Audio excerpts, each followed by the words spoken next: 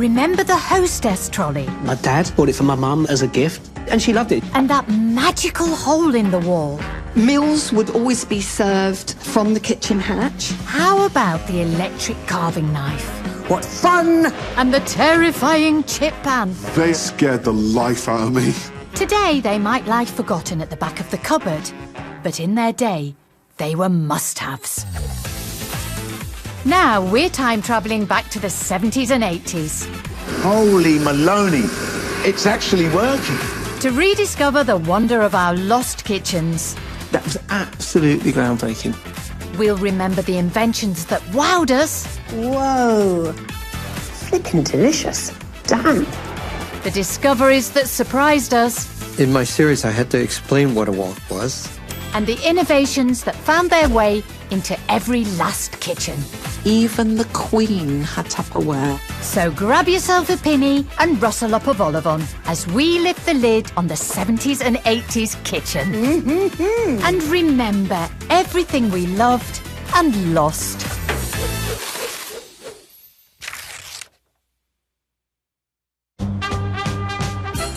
It's the dawn of the 70s.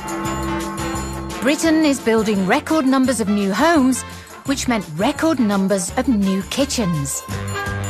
And back then, there was no umming and ahhing about the colour scheme. Somehow, we all just knew. In the 70s, it was weird. Everything was brown. The kitchens were a combination of fake woods and browns, all accessorised with these colours. Even some of the plates and the cups and with the saucers. Brown is the colour that sticks in everybody's mind. People were also decorating their homes on a budget, and so having a smaller colour palette allowed you to do that. You also started to get the sort of metal canisters with tea and coffee and things that matched. That started to become quite important. But I remember the spice rack, which actually, where they used to be put was deaf to spice, because spice should be locked away in a dark, cool place, and often they would be put by the window or by the stove with the sun streaming in. Absolutely hopeless things, really, when you think about it. But they used to look pretty. One of the things you might have got in your 70s kitchen was a beaded curtain.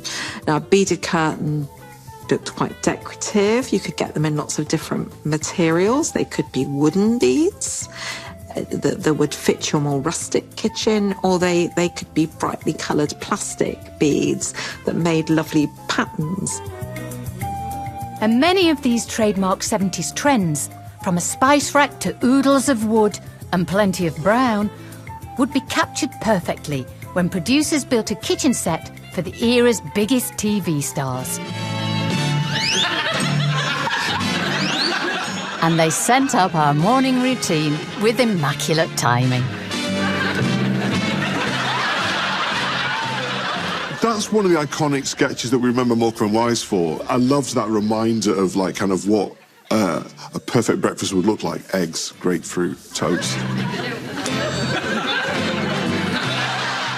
The grapefruits, because everybody seemed to have grapefruit in the 70s.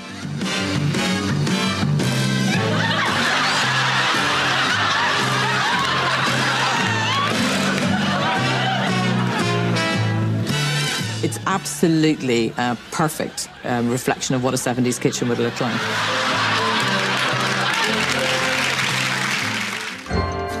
Morecambe and Wise weren't the only ones who liked showing off their 70s kitchen. For the first time ever, we were a nation of homeowners, with private ownership now outstripping renting. To celebrate and show off our new homes, we had a little soiree. Hosting was really important in the 1970s. They wanted to invite people to their home, show them their new gadgets, prepare for them and host their friends. We were starting to get just a little bit more sort of sophisticated. Suddenly, eating was a social thing and it was something to be enjoyed by everyone. You had serve them nibbles with drinks. So this idea of making all these little fussy bits of hors d'oeuvre to serve them was incredibly important.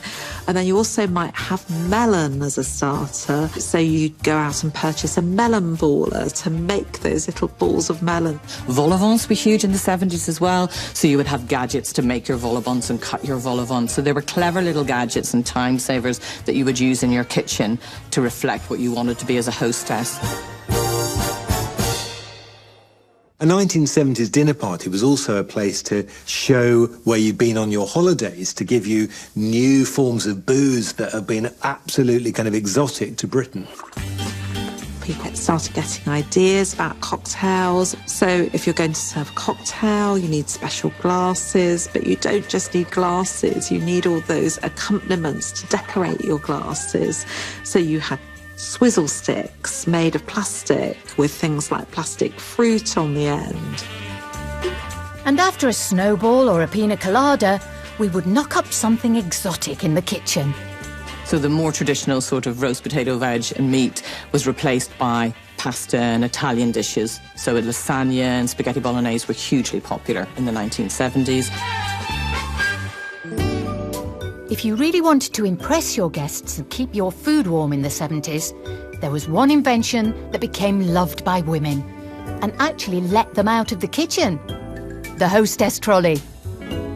It was marketed on the belief that the hostess didn't want to spend all the time in the kitchen. You would wheel your hostess trolley and serve your food to the people, your guests. So your hosting was very much a statement of who you were as a hostess, and the hostess trolley was the hostess with the mostest. My dad bought it for my mum as a gift, and she loved it. She thought it was great, and you could kind of see that she was proud of this. And you know, as a 10-year-old, didn't really know what to make of it, but she was proud of it. It was very much the aspirational item of that time to say, oh look, I've got my new hostess trolley and I'm hosting a dinner party.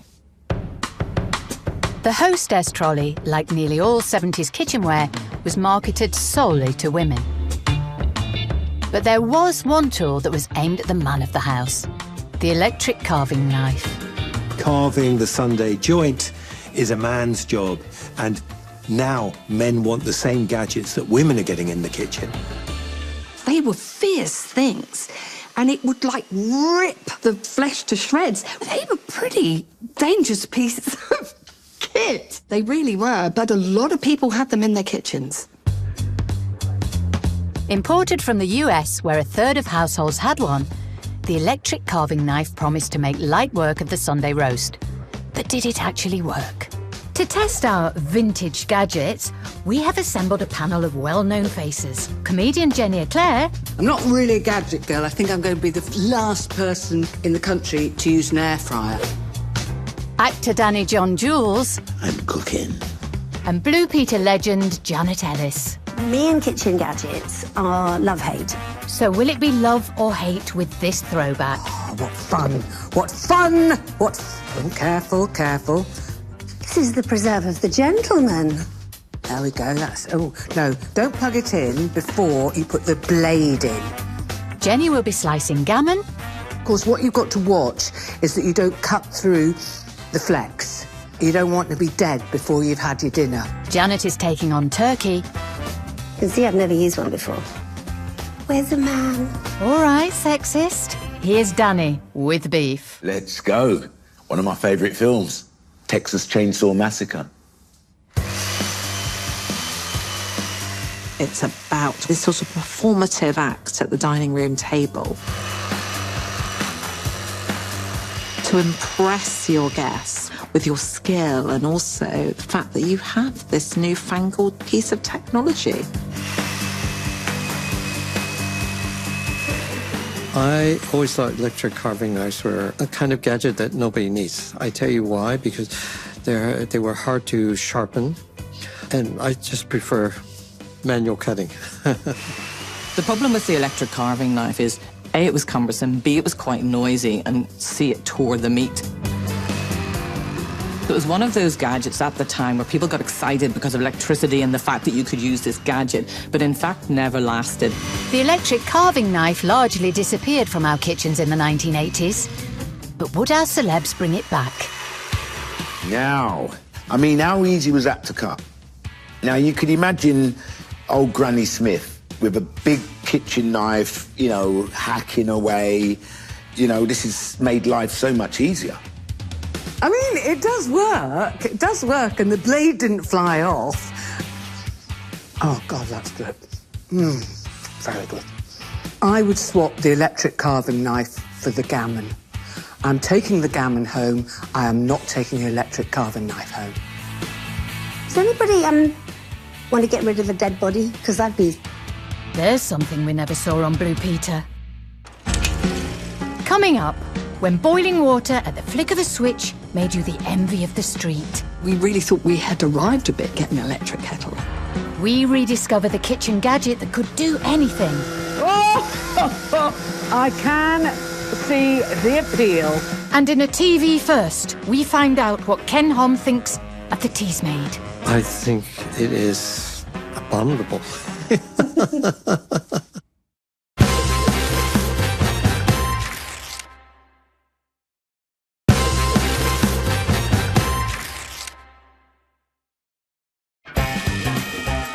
Ah, the great lost 70s kitchen.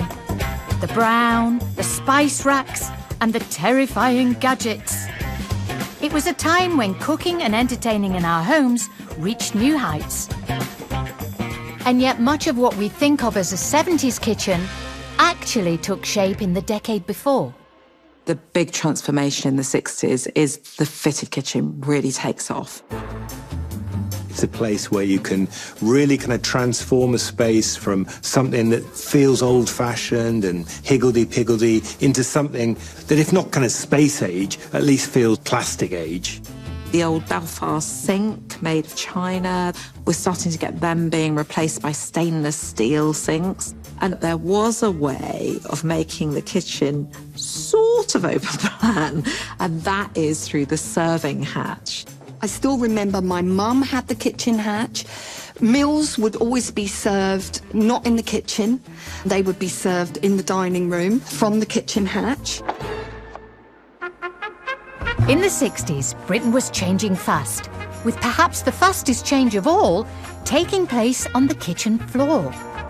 You could change your floor instantly with lino, and you bought it on the roll. So just measure up your floor and buy your lino, put it on the floor. So it was an instant change. You're starting to get really zingy colours, but often combined with black and white as well. I think it's that sort of pop art palette that's really influential. But the most exciting thing wasn't the new lino or the hatch. It was the appearance of new gadgets, some of which would become fixtures in every 1970s kitchen. Electricity is really taking over, and lots of electric devices are kind of running the kitchen.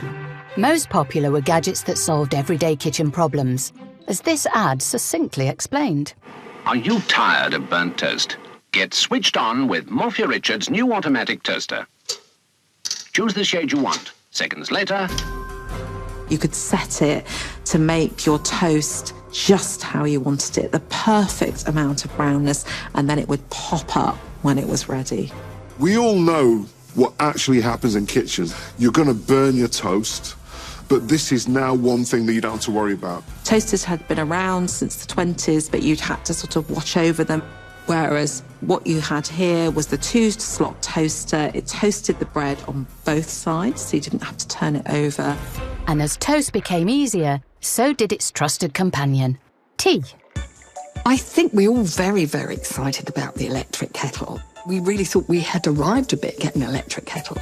Russell Hobbs had invented the first automatic electric kettle in 1955, but it was their 1960 follow-up, the K2, that we really took to our hearts, with this iconic kettle becoming a loved kitchen fixture in the 60s and 70s. The automatic electric kettle just revolutionises the way you make a cup of tea, because you don't have to stand over a kettle on a hob waiting for it to boil and to whistle. It was very clever because it used the steam from the boiling water, channeled it up to where the switch was, and used that pressure to flick the switch off. And so as it boiled, it turned itself off. You know, a clever little touch that made it a great gadget.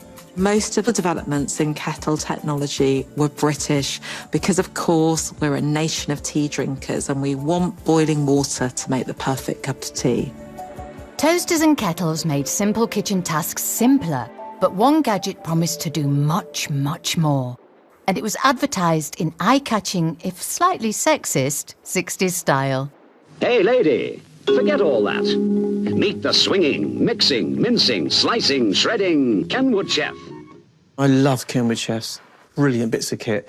And even now, Kenwood chef to me are still the best. They are just multifunctional. The Kenwood chef can mix and mince and slice and shred and grind and grate and blend and peel and squeeze. And make a whole lot of drinks and dishes you could never hope to do by hand. Is there anything the Kenwood chef can't do? The Kenwood chef can't make your husband buy you one. That's your job. It was a fabulous piece of kit, and I think it still is, even to this day. Whilst the Kenwood chef's advertising is now a little dated, the product itself appeared ahead of its time. With an impressive 11 attachments, it promised to make mincemeat of countless sophisticated tasks. But does this 1976 model Kenwood chef still deliver? Our famous faces are going to put it to the test. Oh, look at this sexy beast. The legendary Kenwood chef. You can put anything on it and it'll work. This thing would read you a bedtime story. It's really beautiful. It feels purposeful, solid, proper. I have no idea how it works. The highly desirable Kenwood chef was invented by Mr. Ken Wood. I know, you couldn't make it up. It then received a makeover from another Ken, Kenneth Grange. Grange was a design genius who also dreamt up some iconic designs of the era, including the Kodak Instamatic. The Kenwood mixer means business. This is cooking for grown-ups. But can the ultimate labour-saving device really do everything its advert claimed? Danny is going to see if it really does peel potatoes. It's got a bit of abrasive-looking interior, which obviously rumbles them around and takes the skin off, which is quite ingenious, really. Jenny will be stuffing sausages. So this is a hybrid Frankenstein contraption. It is a mincer. The sausage meat will go in there. Oh, it's very slimy, it's very intestine-y. Whilst Janet will be whipping up a chocolate mousse. Okay, chocolate mousse, be my friend. Be my friend. Please. Right, okay. What I'm doing here is I've managed to open up the intestine. This must be the whisk. Can't screw in, surely. I'm going to turn it on. Holy Maloney, it's actually working. Okay, babies, in you go. Let's get this going again.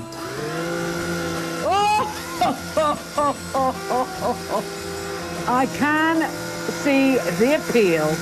While Jenny gets stuck into her sausage making, how are Danny's potatoes coming along? I think I'm going to have a little look. Right. And has the Kenwood handled the chocolate mousse?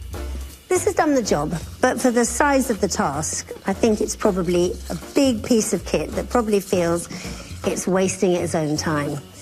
So, this is what we end up with. It's not fully peeled. Up she goes, a little bit misshapen, but hey, aren't they all? Right. I'm going to cut here. So what's our celebrity's verdict on this piece of 70s kitchen wizardry? I would prefer to use the Kenwood chef for more mixing, cakes, pastries, etc. And I'd leave the potato peeling to the kids. Unless it had another adapter that turned it into a sewing machine, I'm just not interested. Genuinely. But I'm not dissing you, because any sort of food preparation thing in the kitchen that has the genuine ability to save on elbow grease is brilliant. Absolutely brilliant. Let's pop it in here for the little glass of seduction. Well, excuse me, but thanks. Good teamwork. The high-tech Kenwood chef transformed life in countless kitchens and summed up an age of technological optimism. This was a time when science and clever engineering seemed to hold all the answers, whether your problem was getting to the moon or simply cleaning a pan. You have all these new appliances, but you also have new materials as well. And one of the wonder materials was Teflon. So the idea of a non-stick pan really revolutionized the way in which we cook and also the way in which we washed up as well, because the whole point of it was to stop the food sticking and then all that arduous scouring of pans. But perhaps the most useful new material for the kitchen was a new type of plastic. Impossible to buy in the shops, it could only be sourced from a particular type of lady. My mum was a Tupperware lady, so we used to have the house full of Tupperware. There used to be Tupperware parties that you would go to a lady's house, and she would show you how to use the Tupperware. And it was something that Mum could do from home quite easily. So I think it fitted in with her life. The Tupperware was made of polypropylene, and of course now we might think of plastics having a rather bad name and something that maybe we don't want to use for food storage. But actually, think yourself back to the 60s. This was a material that was really modern. It was seen as really hygienic.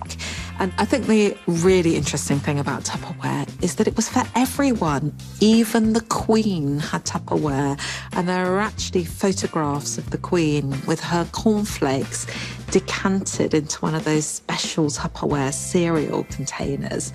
And for a certain kind of person, the idea of a cereal packet on the table is a bit common, whereas decanting it into a Tupperware container, just like you might decant your marmalade into a jar, was much more respectable. Tupperware, like Teflon, was here to stay. But not every innovation lasted the distance. Like one terrific new gadget that took kitchen technology into the bedroom, as revealed by a woman in bed in this evocative 1965 ad. Wake up to a cup of tea from this wonderful Goblin Deluxe Teasmade. When I was growing up in the 60s, the thing I really wanted was a Teasmade. And the thing my mum and dad, I think, would have loved would have been a Teasmade. I mean, they were quite posh, really. I'm not so sure how nice anything tasted from them, really, to be honest with you. But lots of people had them, but I never did, sadly. The Teasmade was actually a Victorian invention, but it wasn't until the mid-60s that the electric version took off, selling 300,000 per year at its peak. It's all a bit Wallace and Gromit, isn't it? The Teasmade is a little bit more of a status symbol than it was really a useful gadget, yet we bought them anyway.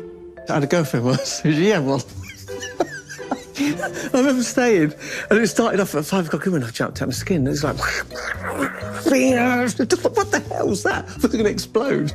And it made awful tea, terrible tea. It was awful. It was, grim, really grim. I think it is abominable. Coming up, when 70s kitchen design embraced the good life. A good life kitchen is an attempt to make a farmhouse kitchen in suburbia. And we get stuck into the hottest kitchen craze of the decade. Whoa! It's a taste sensation.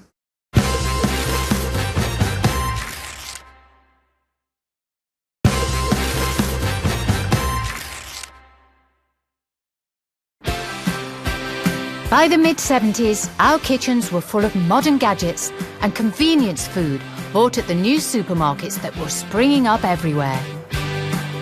But some rejected this new world. They wanted to be homespun and self-sufficient. They wanted the good life. Here with Richard Bryars at his smugly self-reliant best in Series 1, boasting about his generator. It's Tom Good and his magic switch. On, off, on, off, on, off. It's my assistant Rita who does it left-handed. On, off. Thank you, Rita. For my next trick, I shall make Margot smile. You have Tom and Barbara's neighbours who seem to be frightfully posh and they live in a different way. The kitchen is part of the joke. It's a place where people are really kind of fighting over their old values but thinking about how they're going to be transformed in a kind of modern world. Oh, it must be rotten not to have your own generator. You two are bloody unbearable, aren't you? Say, well, I'm going to be unbearable now. What are you having for lunch? Bread and cheese. We're having game soup, smoked salmon, and a rather drinkable bottle of hock. A show like The Good Life is showing us a middle-class couple that are kind of dropping out of society. This notion of living an alternative life and giving up the rat race was the thing that was starting to come to the fore. And it's kind of part of a bigger kind of aspiration, I think, partly to kind of get back to nature, to kind of shy away from too much technology, to shy away from a kind of a gadget-run, scientific-based kitchen. And if not everyone in the 1970s went full Tom and Barbara, many adopted their approach to kitchen design. A Good Life kitchen is an attempt to make a farmhouse kitchen in suburbia. And this is what lots of people were doing. They were buying wooden tables, old chairs, old things like this, to make their house look much less like a kind of laboratory experiment and much more like a homely, rural kitchen. This is the era of the stripped pine kitchen with the sort of cathedral doors. You get a mania for getting old dressers, and the pine kitchen were just the thing in the 70s. And it was all just looking backwards. But this backwards-looking kitchen wasn't entirely without modern gadgets. It's also got some technologies, maybe a slow cooker, that idea of kind of taking time over something, filling the house with smells over the day. The slow cooker's simple, wholesome appeal was made clear with this 1976 commercial. There's something new in cookers that needs no watching, no stirring, and won't burn or spoil. It's called the Crock-Pot, and it's by Prestige. It reflects that very Good Life trend because it's very clean and very simple. You've got the lovely wooden chopping board. It's very natural. So I think it's a very clever way of showing how simple it is to produce good food in an economical way. It's thrifty, not just thrifty ingredients, but all of this for no more energy than switching on a light bulb. And the nice thing about it is, it only uses as much electricity as a light bulb. You can make a big batch of a sort of wholesome stew, and you could use the veg from an allotment, the cheaper cuts of meat. The appeal was that there was no waste, so everything that you had that was left over, that then pop into your slow cooker, put it on for 3 or 4 hours, and you had stews or soups ready for the whole family. I think the crock pot, you know, the slow cooker, to this day is still a great thing, and I think it freed up a lot of people. The slow cooker and farmhouse-style kitchen both represented a retreat from hectic modern life. But there was no escaping the fact that Britain was changing. More and more women were working outside the home, with over half in employment by the end of the 70s. And there was an increasing need for speed and convenience in our kitchens. Handily, a device arrived from Australia that promised quick and easy hot meals. Launched in the UK in the mid-70s, Breville's snack and sandwich toaster was a hit from the start. The toasted sandwich maker was very affordable when it came out, so it sold like hotcakes. And it fitted in perfectly with our busy working lives. An electric sandwich toaster maker is ideal for a family that not necessarily always eating together, where people are coming in at different times, where the mother and father both work and can't always be there to feed kids when they're coming in from school. This was the kind of cooking young people could handle. Kids are coming in from school, older kids, they need to make themselves something to eat because mum isn't in yet, and the sandwich toaster was the thing. And helping drive the latest kitchen trend was a memorable ad campaign from 1978. Sid and Jean used to run a modest sandwich bar. They did okay.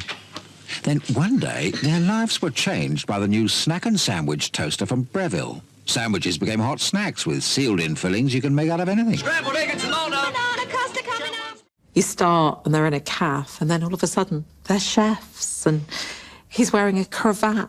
It's just like my mother used to make. Hello, Tootie, you enjoying it? It's beautiful. Hello, Tommy. I think this was also about reassuring us that these toasted sandwiches would become a meal in itself. It would be more substantial than just a cheese sandwich. And the possibilities were endless, at least according to Breville. Oh, sir, please. Bangers and beans. There were lots of ideas of things that can go on your sandwich when you toast it, some better than others. Now we could have custard and banana. As if you have custard and banana, but at least they're going to put it into your head. Cheese and pineapple was a really popular one. The Breville Snack and Sandwich Toaster for around £20. You'll never want an ordinary sandwich again. But was that grand claim really true? Time for our celeb panel to put it to the test. A toasted sandwich maker. Oh, these were all the rage.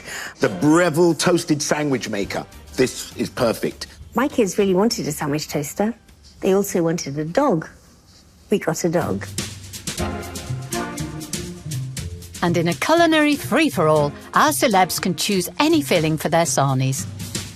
Today, I'm going to make for you a toasted cheese and chutney sandwich. I'm going to go for the ham and cheese. And I'm going to make a traditional, I like to think, ham and cheese sandwich. All right, let's get toasting. So far, pretty classic toasties. But Danny has brought his own addition to make his hot sandwich even hotter. Got to make it Caribbean somehow, ain't you? Whoa! Cutting the sandwich before toasting. Interesting choice, Jenny. Ooh, listen to that sizzle. I love the sandwich toast. And I still do. I think they're fantastic. No idea how long. No idea whatsoever. You're surely not meant to cut it into triangles and put it in there, are you? No, Janet, you're not. I bought one. That was absolutely groundbreaking. But the worst thing about that is people put tomato and cheese and tomato, right? It gets red hot. Oh, baby, this is sizzling hot. And you always bit into it, and the tomato skin always burnt your lip. Had Phil read the manual, he would know that a cheese and tomato sandwich can reach 230 degrees Fahrenheit. I have to say, that's my favourite. Cheese and tomato toasted sandwich. A couple seconds longer. Or a tuna melt. Less than 5 minutes later, and hey presto, they're ready. Oh, my days. Oh, look at that. It looks sort of okay, doesn't it? Not from where I'm looking, Janet. Hot, hot, hot, hot.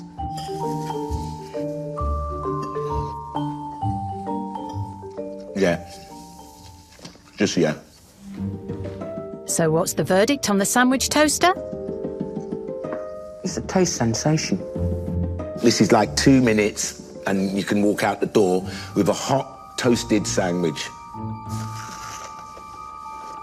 Actually, flipping delicious. Damn. Of all the gadgets I've tried so far, this is something that I'd give house room to, or even kitchen room to. You don't want it in the bedroom, it's weird.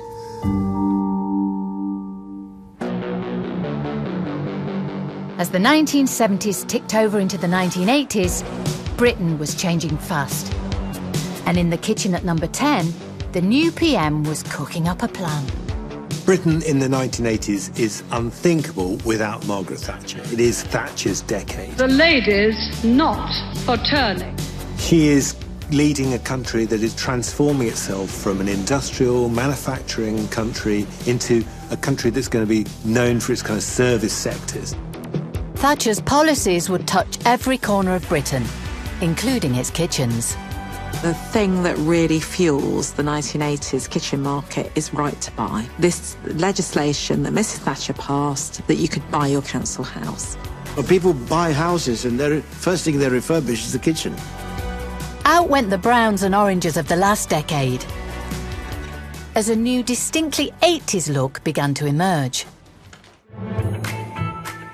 Kitchens in the 1980s were much brighter and lighter. White seemed to be the colour that everybody wanted, and the floor is clean and it's light and it's bright.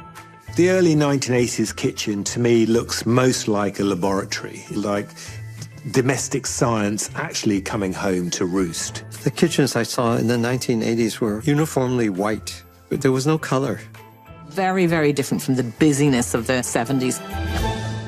You're starting to get, in the 80s, some experiments in layout. Some people have a smaller, more compact kitchen, but actually one of the things that really comes in is the idea of the breakfast bar.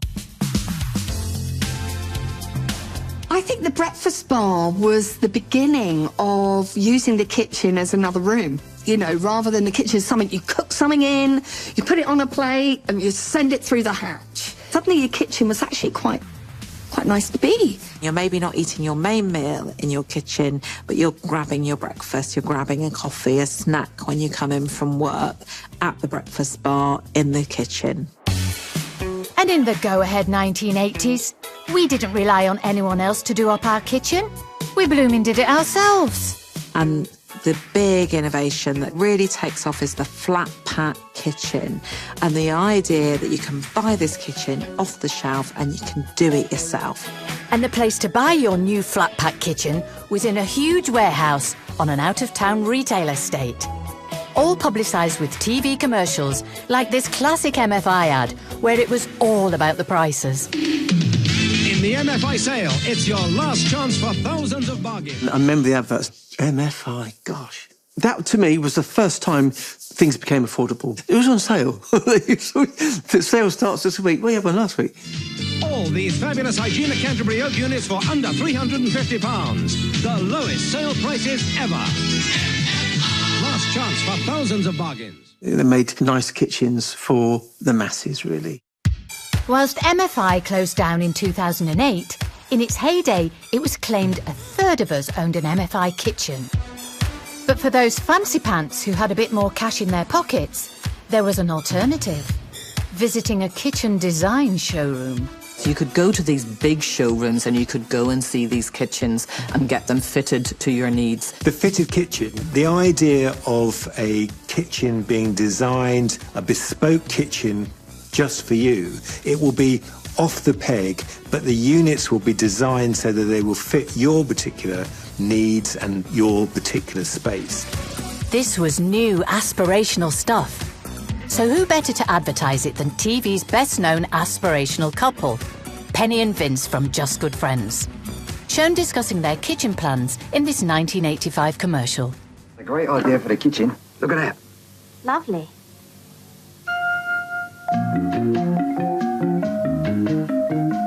At a Schreiber Centre, we always fit into your ideas. Can't see where they put the fridge. Make the most of our in-home planning and design service. Just Good Friends was an enormous programme, and I think the dynamic between the two people is fascinating because clearly he has absolutely no idea how to fit a kitchen, and it's a good job that she does, but Schreiber can do it for you. So rather than making expensive mistakes, Schreiber saying, listen to us, we can take you from what was quite an old traditional kitchen to this state-of-the-art, all beautifully fitted, and we'll make you think it's all your idea. That was the best idea you've ever had. Coming up, terror comes to the kitchen in a series of chilling public information films. They scared the life out of me. It's almost like you say, like, good luck, Mum. And we go microwave cooking, 80s style. The size of it, I think Desperate Dan could get a cow pie in this.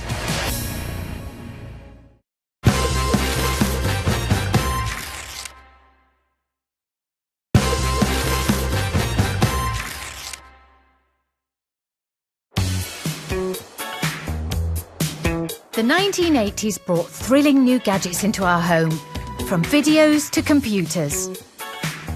And the kitchen didn't miss out, with even the humble toaster getting a high-tech makeover. Have you ever wished you could prepare breakfast by remote control?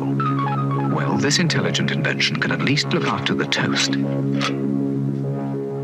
So the 80s, when it comes to marketing and advertising for kitchen gadgets, was all technology. It was the future, it was space age.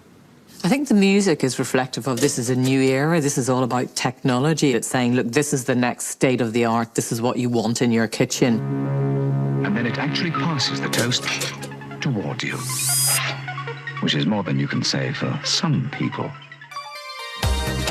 But this high-tech new era was embodied above all by one miraculous invention. One of the most iconic appliances of the 80s kitchen is the microwave. It was fantastic. It was going to be a whole new dawn for cooking, a massive labour-saving device. Microwaves were first sold to British shoppers in 1974 and promised easier, speedier cooking. How about a delicacy like lobster tails, ready in less than a minute? They were incredibly expensive at that time, and very few people really understood what the microwave could do. There was one big difference between the microwaves of before and the ones that came out in the 80s, and that was the rotating platter. Before that, you had to stop it, take the food out, rotate it a little bit and start it again. That took too long. So we never really did buy into them at that point. But when it spun round for itself and we could just press the button and walk away, then it really took off. It's been estimated just 1% of Brits had a microwave in 1980. But the rotating platter and falling prices put a rocket under sales. And by the decade's end, almost half of us had one. Microwaves were big. Even supermarkets started selling microwaves, and people started trying to do whole dinners in microwaves. They'll cope with up to about £11 turkey. A large Yorkshire pudding in there will take you about 12 minutes. Personally, I'd rather stick hot pokers in my eyes. Today, 93% of households in the UK have a microwave, which most of us use for reheating. But in the 1980s, the claim was that they could be used to cook a 3-course meal. So, we've found a 1985 model and are putting it to the test with our panel of familiar faces. Well, it's a microwave. It's a big one, isn't it? My mother-in-law would have been kneeling down in front of this because she thought the microwave was everything in one. The size of it, I think Desperate Dan could get a cow pie in this. Each of our panel will follow a different recipe from a 1980s microwave cookery book. Corn on the cob with parsley butter. How am I going to cook a steak in there? Baked bananas. It's like a time warp, isn't it? To find out if it really is possible to cook a 3-course meal using nothing but a microwave. The proof will be in the pudding. Let's see how it turns out. Here goes. In she goes. It's a big fat microwave. Oh, I'm in good hands. That wasn't 2 minutes. Oh, it's starting to pop. But it definitely is cooking. It's changing colour as we speak. I do remember trying to cook cakes in a microwave for my daughter, and they were a disaster. They were absolutely dreadful. Genuinely, most things cooked in a microwave, unless it's ready-made and you're just heating up, it's a disaster. There was a learning curve to using a microwave.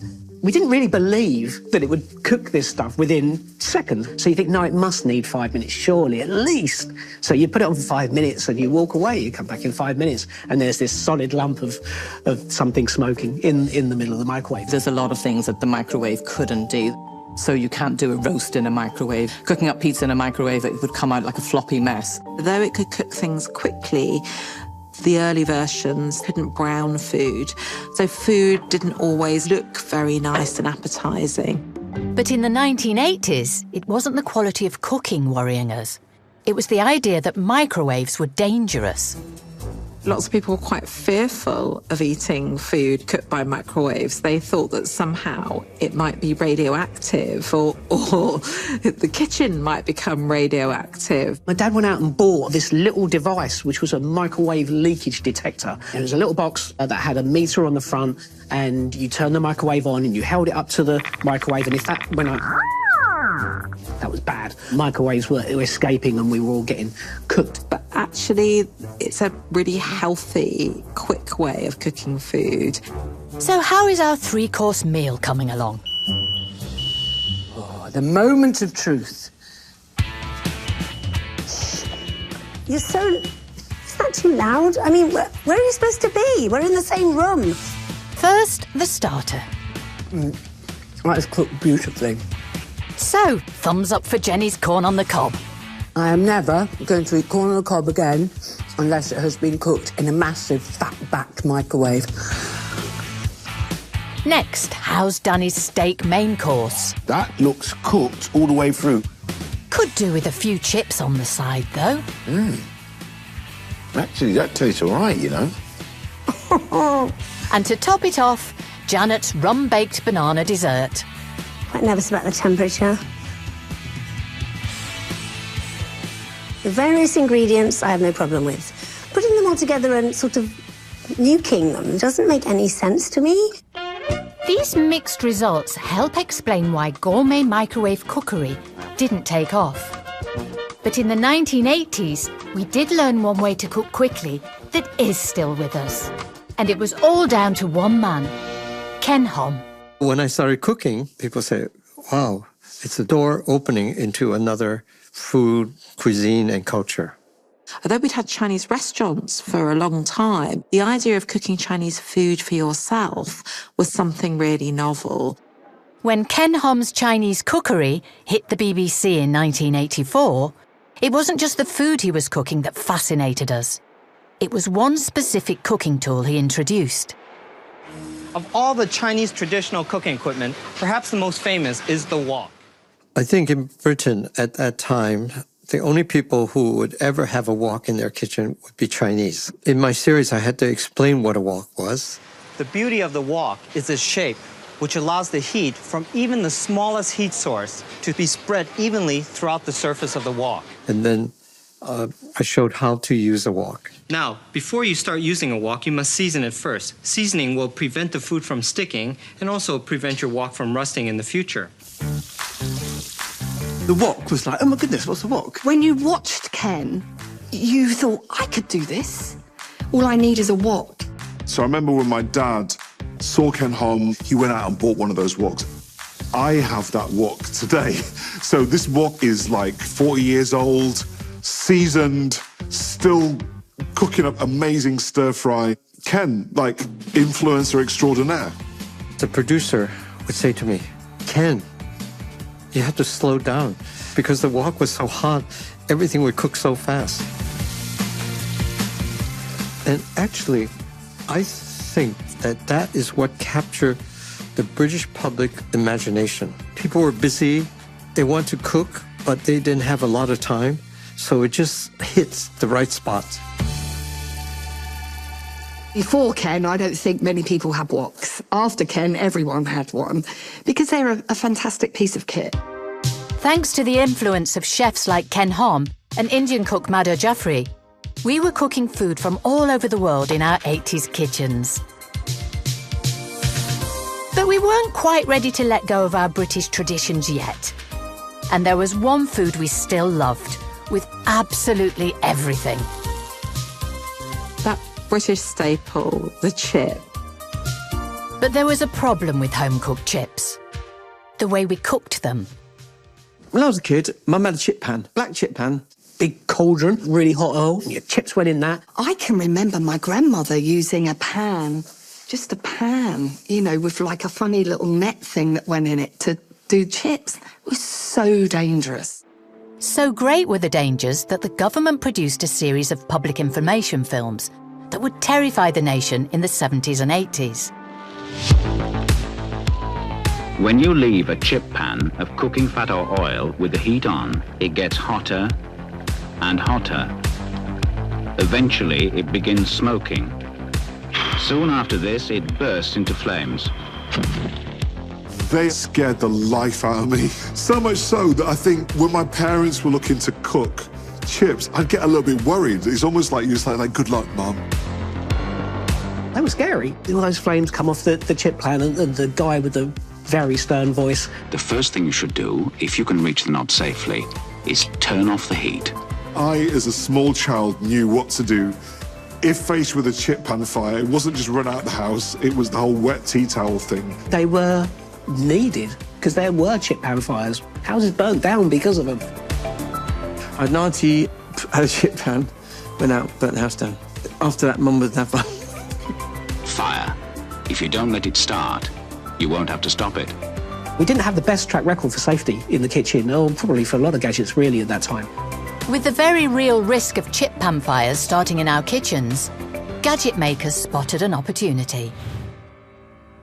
One of the big innovations is the electric deep fat fryer. You've now got a dedicated machine to do it that can sit on your countertop and make you the perfect chips.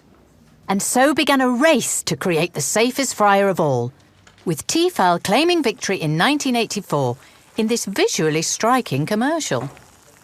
The Tefal Super Safety Fryer isn't the only fryer you can buy. but it's the safest fryer you can buy. This is classic advertising where you rest upon the shoulders of the scientist and this idea that the scientist knows best. So I think for the Tefal advert and selling this deep fat fryer based on its safety rather than, you know, how much time it might save you or how good the food might be was a different approach than most people were taking at that time. Only the Tefal Super Safety Fryer has a sealed locking lid and wind-down basket.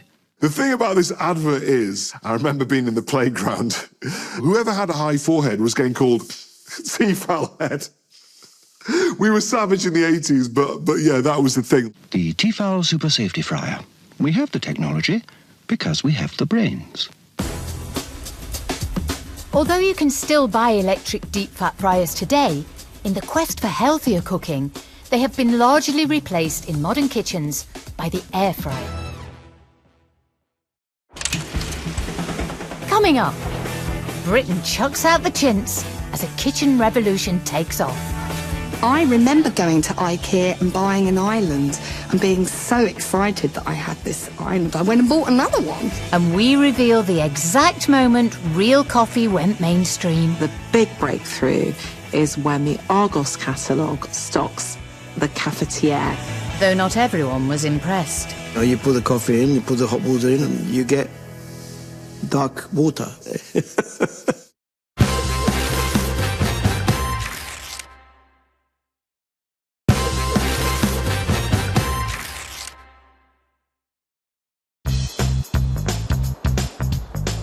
As the 1980s wore on, a band of lovable pioneers, the Yuppies, were changing what kitchens looked like. We've got Canary Wharf, we've got the warehouse conversions, and so we're starting to get these big American-type loft spaces with a more industrial kind of kitchen, a more stainless steel-focused kitchen. I had a friend, a lovely friend, who was a real yappy. She had all the kit: food processor, liquidizer, juicer, microwave. The Yuppie kitchen would be full of amazing gadgets, but its main set of items for making food would actually just be a telephone and in the yellow pages.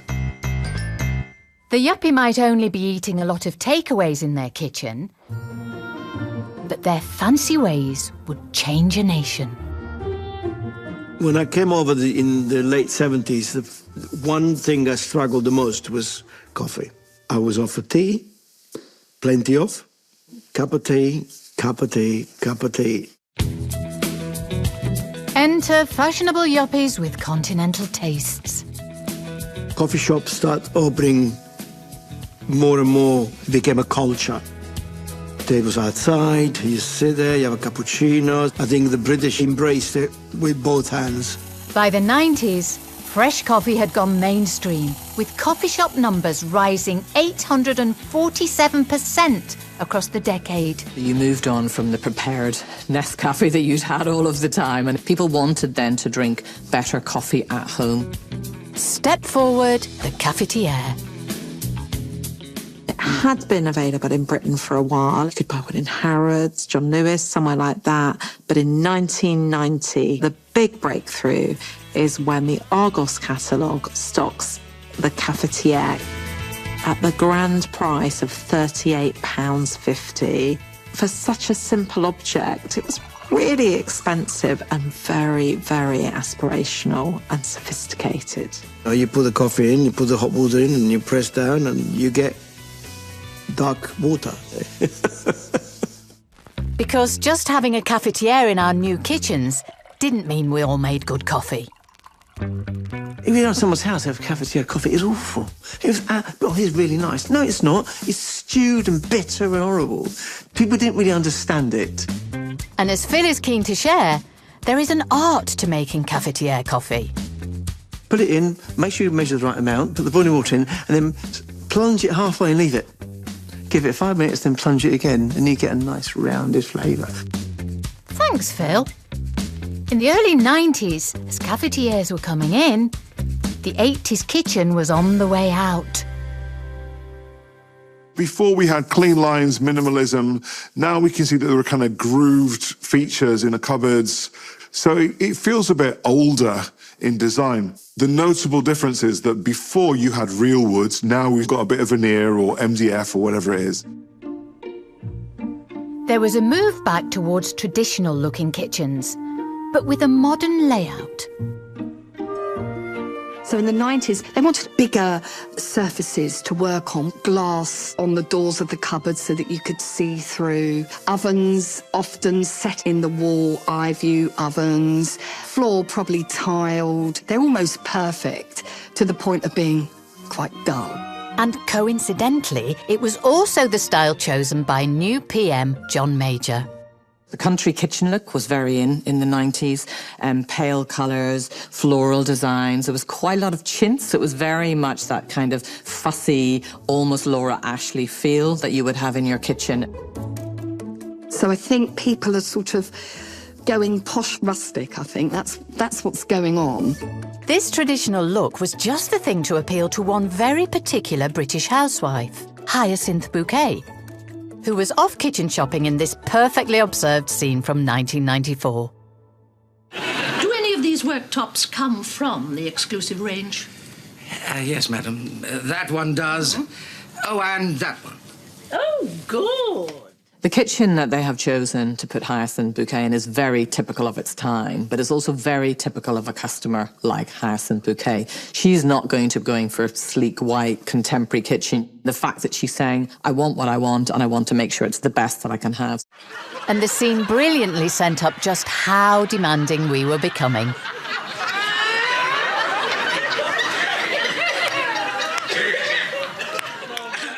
It's comedy, and Hyacinth Bucket is doing something really silly, but thumbs up, right, for putting forward this idea that we should test the work surfaces. Would you like me to place an order? Only when I've finished conducting these tests. But no sooner had a nation embraced country kitchens than we were told to junk the old-fashioned look, as one Swedish chain launched the biggest Scandinavian invasion since the Vikings. Chuck out that chintz, come on, do it today. Rise off that pale mitt and throw it away. What IKEA did with their advert in 1996 was have the phrase, chuck out the chintz. So there's a clear direction from the advertiser. There's loads of clutter in your house, which serves no functional value. Why do you have those frills and that lace and all those grooves? True image is harming our image, so chuck out that chintz today. It's time for a change. They said, get rid of those. Go to your greys, go to your singular colours, go to streamlined design, get modern, get real. And people began to do that. Let's use our resources, let's muster our forces to fight chin suppression with bold self-expression. What we can also see is a lot more diversity in the advert, because you've got people from different ethnic backgrounds that are all interacting and participating. The only thing that I would challenge, though, is if you're from the Caribbean or from Africa or from South Asia, I think some of those doilies and frilly things stayed a little bit longer than the advert was suggesting. I think the IKEA ad was so powerful and such a really incredible ad because customers started to think, ooh, maybe I'm too old-fashioned. And we definitely saw a trend to people looking to be much more minimalist. All the shelves were cleared. You might have had a fruit bowl, but that was basically all you had in your kitchen. Your gadgets were put away. It's like simplifying everything and adding a bit of Scandinavian style, which was lovely. I remember going to IKEA and buying an island and being so excited that I had this island. I went and bought another one. Well, we are an island nation. Up next, we get ambitious in our new kitchens, thanks to an explosion of TV chefs.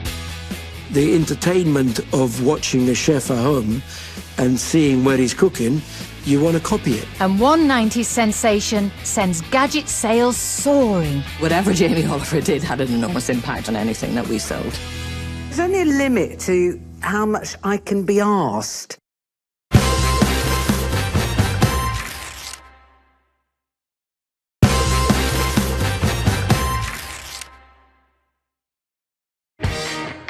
We've hit the 1990s in our kitchen story.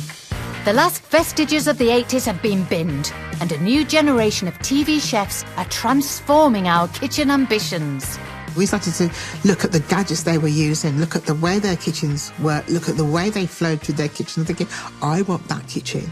The entertainment of watching a chef at home and seeing where he's cooking, you want to copy it. But the chefs we saw the most often on TV were the regulars from a daily cookery show that would run for nearly 2,000 episodes. Ready, Steady, Cook. Oh, my goodness. I've got a lot to thank Ready, Steady, Cook for. Leslie was a regular on the daytime series Ready, Steady, Cook, which gave home chefs ideas for what to cook in their kitchens. With this 1996 clip, typical. Let's see what you've got in the bag. When they tipped the bag out, they were my sort of ingredients, you know, because I love pasta, I love spinach, I love Parmesan cheese. So I remember them tipping it out thinking, yes, I can do something with this. I'm going to make a very light sort of pesto sauce, because originally pesto sauce is made up with now mostly pine nut, Parmesan, basil, garlic and olive oil. But originally pesto sauce actually didn't have any pine nuts in. Pine nuts were only introduced about 100 years ago.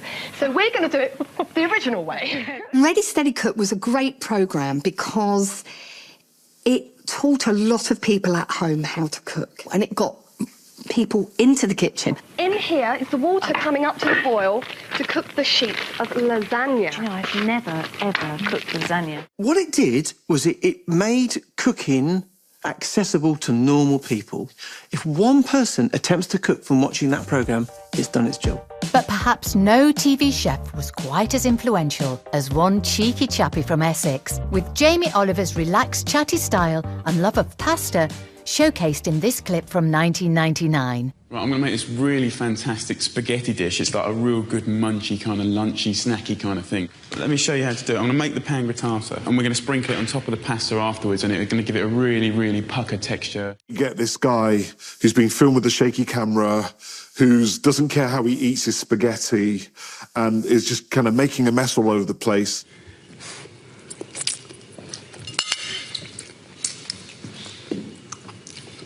What are you laughing at? That's how you're supposed to eat it. It's getting dirty. You can see all of these items that are on display because actually the kitchen is a lot more functional. It showed a whole young generation that cooking can be cool.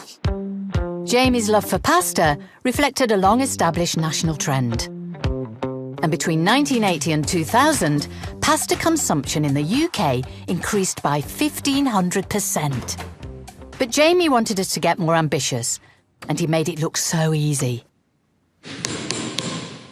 Make sure you've got a nice, clean surface. I mean, you only need about that much space, but I'm lucky I've got a bit longer. And you need one of these machines, and they're about 20 quid, and you can get them absolutely everywhere. Jamie Oliver was very authentic, he was great, he was very engaging, and whatever Jamie Oliver did had an enormous impact on anything that we sold. But we sold a lot of pasta makers in the 90s when it was a big, big trend because people wanted to make their own pasta. You only need 3 ingredients, it's very simple, they were very beautiful, and pasta makers weren't very expensive. Making your own pasta in the 90s was very popular. So everybody was having a go. But how practical was the pasta maker for those of us without Jamie's skills? It's time for our famous faces to give it a shot. This is for pasta purists, I guess. Normally, if I'm going to do spaghetti, it's out of a pack and, you know, straight in the pot, so I might have to refer to the instructions. Each of our testers has been given their dough. But can they fathom the pasta maker and produce tagliatelle? There's only a limit to how much I can be asked. They're easy to use. They're one of the oldest fashion machines that we've got in Italy, so they've got to be good. Constructed the pasta machine. Aldo's not wrong. The pasta maker had been proving its worth in Italian kitchens for almost a century before we got hooked. But are they really that easy to use? I'm going to flatten the pasta out. Set the machine regulator on position 1. Pulling it outwards and turning it so that the 2 smooth rollers are completely open, photo 6. There's no photo 6. That's number 1. Pass a piece of mixture through the rollers, turning the handle and repeat this operation 6 to 8 times. 6 to 8 times. I might do it 4 times. I get slightly bored. Like they do on telly. Let's see if we can feed this through. Whoa, that's too fat. Hey, Mum, it's working. Aha, now we're getting somewhere. I enjoyed Play-Doh when I was a child, so I think it's very similar to that. Now, I cannot wait to get on to the more exciting bit. That'll be the pasta cutting part. You have to change the hole to the tagliatelle hole. I'm going to try and cut this as tagliatelle. That is very satisfying. That is very satisfying indeed. Woohoo! Hey, how about that? So, all 3 testers have conquered the pasta maker. Tagliatelle. Buono.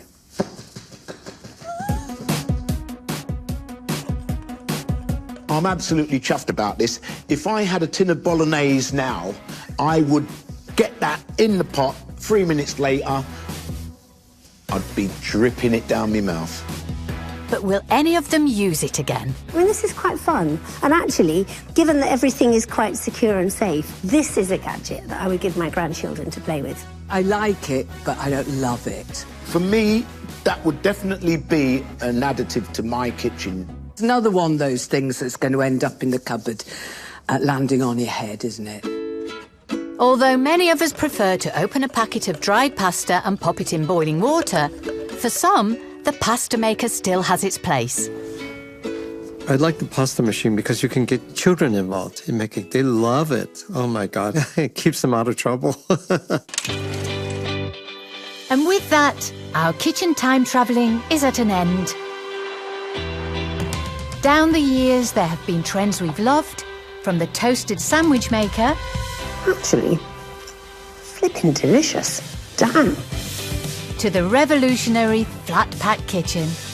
That, to me, was the first time things became affordable. And there have been trends long since banished to the dump. I'm taking the gammon home. I am not taking an electric carving knife home. But throughout, one thing has remained constant. The importance of the kitchen itself in all our lives. People love to congregate in the kitchen, don't they? It's where we nourish ourselves. It's where we want to be. It should be the heart of the home.